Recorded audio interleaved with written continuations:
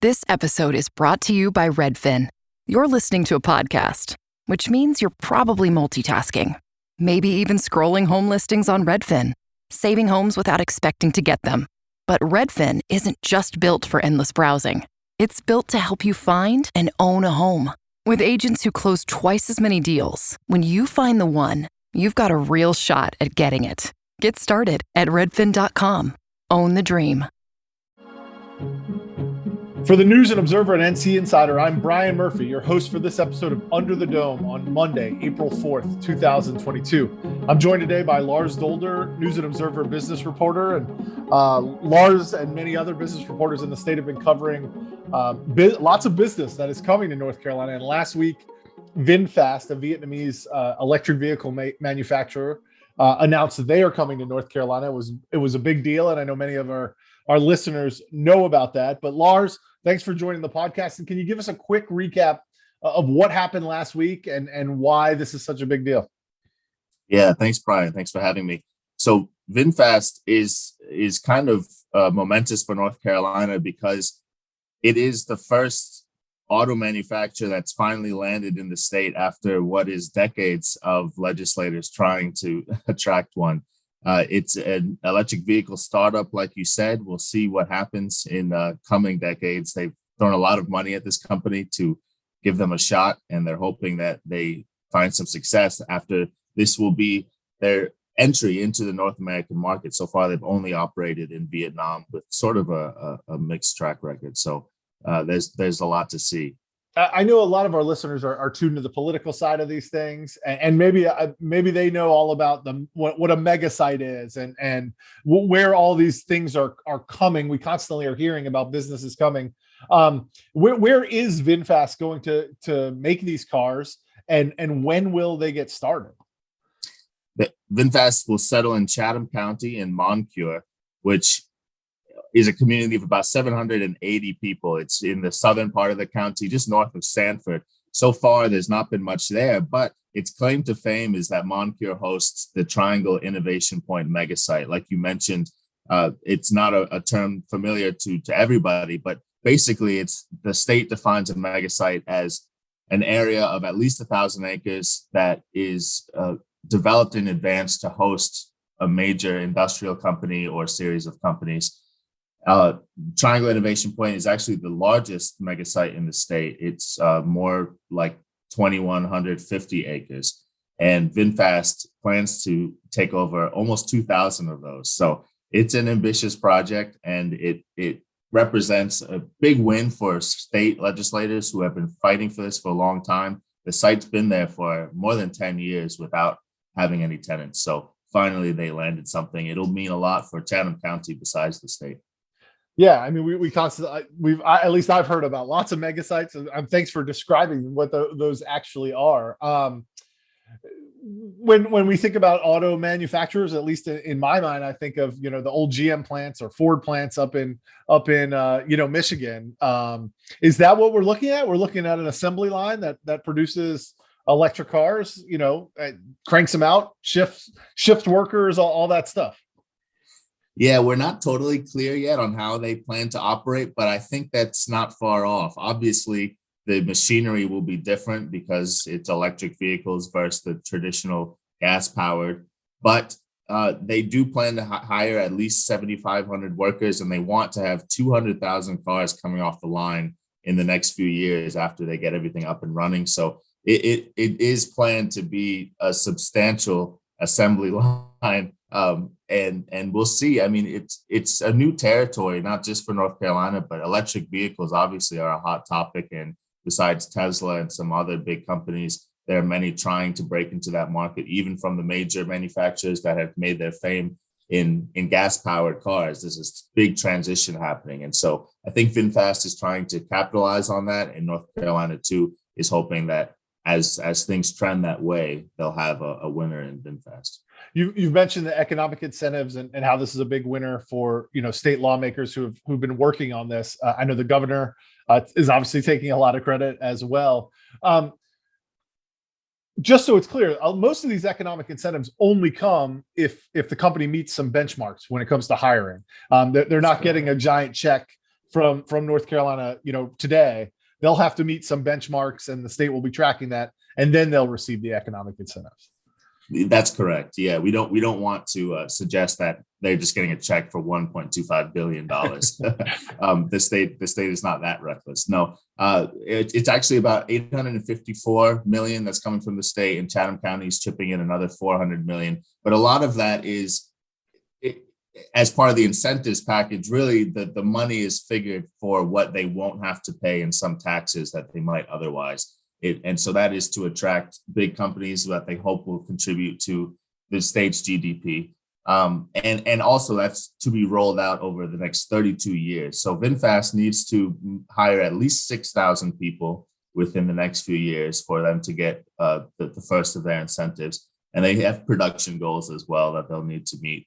And so it is kind of a metered process. It's not just a chunk of cash that they get for showing up. Those big numbers jump out, right? We hear $1 billion for Apple and 1.25 billion for VinFast. And I think it's important to note that these are over time. These are in many ways tax rebates, yes, or taxes that they don't end up paying, not necessarily the state paying them money. You mentioned, kind of a mixed track record with this company. And quite frankly, we can throw Boom Supersonic in there as well, which is another, they're going to try to make planes that fly at supersonic speed. These are cutting edge technologies, electric vehicles, supersonic jets. That also means that they don't necessarily have a long track record of success. Yeah, what both those companies promise to be is really exciting. And assuming they meet their ambitious goals, it will really put North Carolina on the map in ways it hasn't already been as a hub for innovation and technology in the manufacturing world. But like you said, I mean, it's kind of a gamble from the state. So VinFast, for example, it was founded in 2017, and they started with gas-powered vehicles in partnership with BMW. They were BMW licensed engines. Last year, they reported $1 billion loss on their gas-powered vehicles, which only sold in Vietnam. And so now they're transitioning away from that completely. They're phasing out any petroleum-based vehicles, and so they hope that EV will work better. That's yet to be seen, but it's a big question mark. And Boom Supersonic too has not made the product that is its hallmark, which is a 205-foot jet. It's supposed to fly about 1,300 miles per hour, so that's almost twice the speed of sound, twice as fast as anything that's out there now. While maintaining a lot of ambitious goals for environmental protections. We'll see, is really what it boils down to. We'll have to see how these things develop in coming years. Certainly, I think North Carolina would have loved to have landed a Ford plant or a GM plant. That just carries some cachet, a Honda or Toyota. You went back and looked at the history. I mean, North Carolina has tried to land just about all of those automakers. They sure have. Yeah, I dug into our archives at the NNO and some other resources. And at least for the last 30 years, North Carolina lawmakers have really been fighting to land a car maker. At least back in the early 90s, 92, 93, we saw when they failed to attract Mercedes. They were really close at the time. And I think it kind of gave them a taste for what could have been. And so since then, they've been part of negotiations with Volvo, with Toyota, Mazda, which was only a couple of years ago, with BMW and others, all trying to bring them in without success. It's actually an interesting story how the state has developed its incentives policies, how those have evolved over the years. A lot of it is pretty closely related to its attempts to bring in an automaker. And so that obviously affects other economic development across the state, but it really comes down to how the state has pined after a car maker. Finally got one. Yeah, in all your research, and it was a really interesting article. You can read it at newsandobserver.com if you haven't. Why is the car maker, why is an automaker sort of this holy grail that they've been chasing? What is it about? Is it just a cachet thing? Is it or is there something about a car maker that's different than attracting some other type of business? Yeah, I think cachet is part of it. Also, though, it's just the volume of people that will be employed to work with a car maker. We see companies like Apple and Google, and they bring in huge amounts of money and the prospect of really high paying jobs, but still smaller staffs, generally speaking.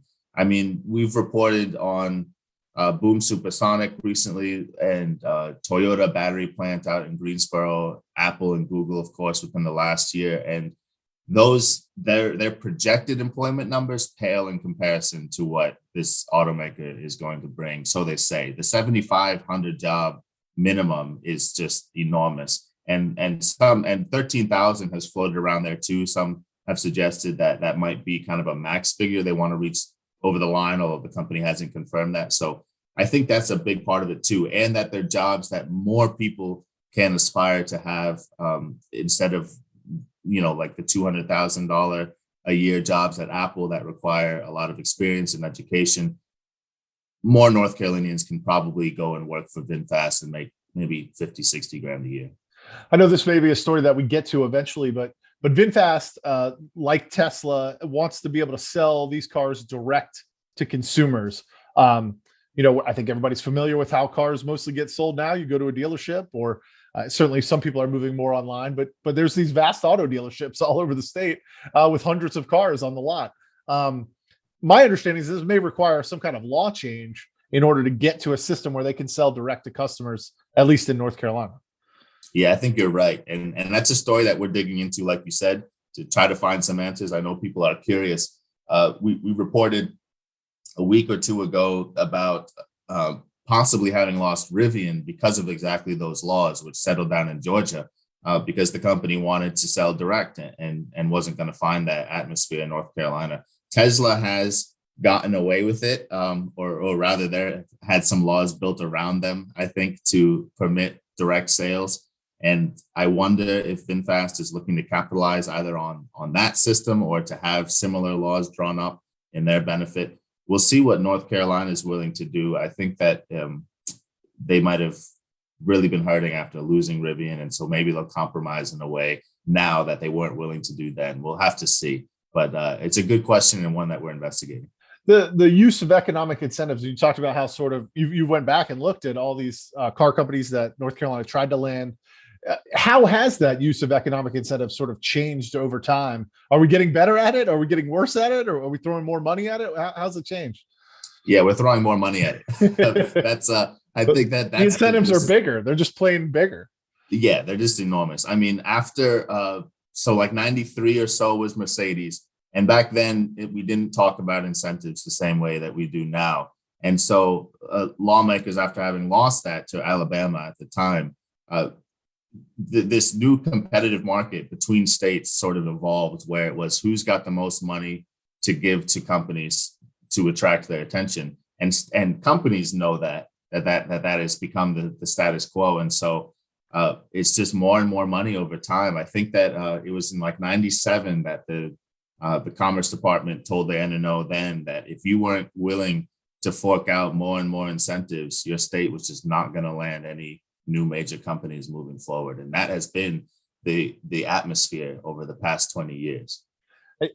I come from a sports background. I was a sports reporter for a long time, and it reminds me of how cities and even municipalities within states compete for these stadiums.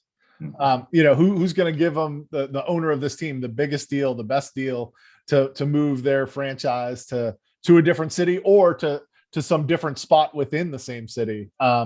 It really is a zero-sum game, right? There's only so many car manufacturers. There's only so many NFL teams or Major League Baseball teams. So at some point, that competitive aspect kicks in, and you either win or you lose. And North Carolina certainly lost many of these bids. So now they seem to be on a winning streak. Yeah, I think that's right. The companies like sports teams, they know that they're coveted. And so they know that they hold what might be the upper hand in some of these negotiations with states. And also in negotiating with North Carolina, companies knew how the state had longed for this kind of opportunity. It's been so long coming. And so we're curious, naturally we have filed public records requests and else to see what might have gone on in the negotiations process in the background before the story broke. And I'm curious to see just how much North Carolina might have adapted to make sure they didn't lose another opportunity like this. This is probably a long-term question and maybe unanswerable. Do we know if these deals end up being ultimately successful? I mean, I think we have years and years of evidence that these deals they cut for sports teams and stadiums usually end up costing money to the taxpayer. Do we have any sense? Now you can say, hey, look, the North Carolina economy is booming. I think we have $6 billion in surplus. Our population is growing. I saw a report earlier last week that North Carolina may soon be, by the 2040s, they expect it to be one of the 6 most populous states in the country. So people are moving here. Certainly, those people are going to need good paying jobs in order to get here. So you can certainly make an argument that the economic decisions that have been made have put us on the right track. I guess my question is, how can we measure whether these incentives to bring in these companies are a good thing or a bad thing? And will we ever know, or will it all sort of mix together, and we'll, as long as the state's doing well financially, they'll be considered a success?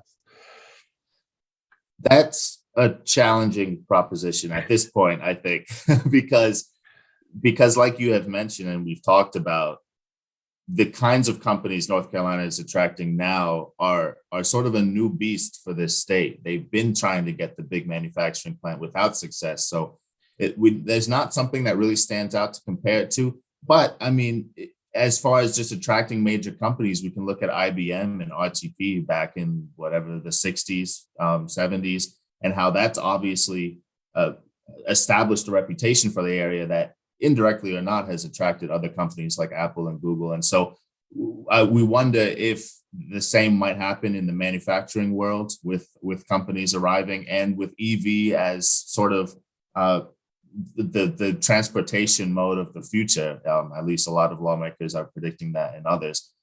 We'll see. Maybe 20 years from now, we'll be talking about how this was pivotal in establishing North Carolina in transportation. That's a great point. My family came as part of the IBM generation in North Carolina. It's the whole reason that I live here, some 30 years later, right, is because IBM attracted members of my family, and they brought in more people, and that's how I got here. So that's a really great point, that the seeds of an industry start, and then industry grows up around it. Right. We've spent a lot of time talking about the companies that have come to North Carolina, or ones we missed out on in the past. This economic incentive program is still going strong, and I imagine we're still competing. We as a state are still competing for more businesses. Any sense of companies that may be on the horizon, industries that may be on the horizon that North Carolina is aiming for? Yeah, well, of course, we're always poking around and trying to figure that out. What we do know, at least, is that there are more mega sites without tenants at the moment. So Triangle Innovation Point in Moncure still has about 200 acres, which seems to be kind of developed for life sciences, which that area is sort of a developing hub for the life sciences world near Holly Springs and such. So we'll have some companies coming in there. But I think the big one to watch now is across Chatham on the western side in Silas City is the CAM site, which is almost as big and has been under development for a decade or so as well, and is really looking to bring in another heavy industrial company. So whether that could be another vehicle manufacturer or somewhere in that industry, or a heavy machinery production maybe is something that they have talked about in the past. We'll have to see, but I think those mega sites are something to keep an eye on. That'd be interesting. I'd love to probably do the research and find out where these mega sites are, which ones have business and which ones don't, and if these mega sites have been effective at attracting some companies. Are we going to start to see more mega sites created in lesser populated counties, but near to the major cities? Right. I mean, they're transformational when they work. Moncure, like I said earlier, 780 people. It's an unincorporated community. there's not been much there, and now there's the prospect of 7,500 jobs, and I mean 200,000 cars coming off a 2,000 acre facility is totally going to overhaul that community over time. And Silas City too has been sort of hurting for economic infusion. And with its mega site, there's the prospect too of that city having some growth that it hasn't had for decades. So you're right. Mega sites around the state are interesting to see what they will do. Well, this is Lars's first time on the Under the Dome podcast. So first of all, we thank him for being here, joining us.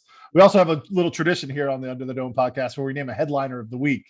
I'm catching you off guard. I didn't prep you for this, but we take some nominations, between the host and the guest, and we come up with a headliner of the week in North Carolina. So you got any thoughts? Who was the headliner of the week? Who's the headliner of the week? You go first because you caught me off guard. I'll give you a second to think. Well, certainly VinFast and its CEO, certainly in contention. I think Coach Krzyzewski, Coach Hubert Davis probably in contention as well. Lots of headliners. Maybe, and this is a little off the beaten path, but Roy Cooper's declaration that North Carolina is the center of the college basketball universe. Maybe that's the headliner of the week, right? Duke and North Carolina's basketball teams. That was fantastic. Yeah, I joked, he's in his second term, obviously, but I thought that's a better campaign ad than any politician could have come up with, because that was just that video was great. Yeah, really clever, really well done by the governor and his team. I'm imagining the team obviously has some basketball fans on it.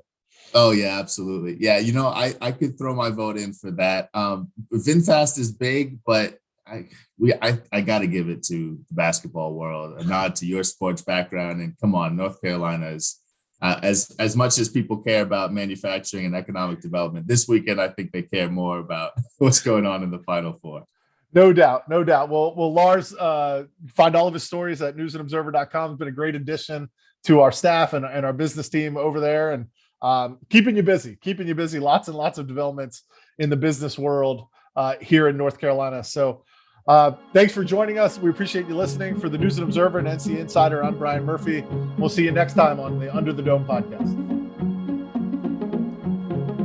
For more from our politics team, subscribe to the News and Observer at newsobserver.com/subscribe. Follow us on Twitter at Under the Dome and NC Insider, and sign up for our weekly political newsletter, also called Under the Dome, at newsobserver.com/newsletters.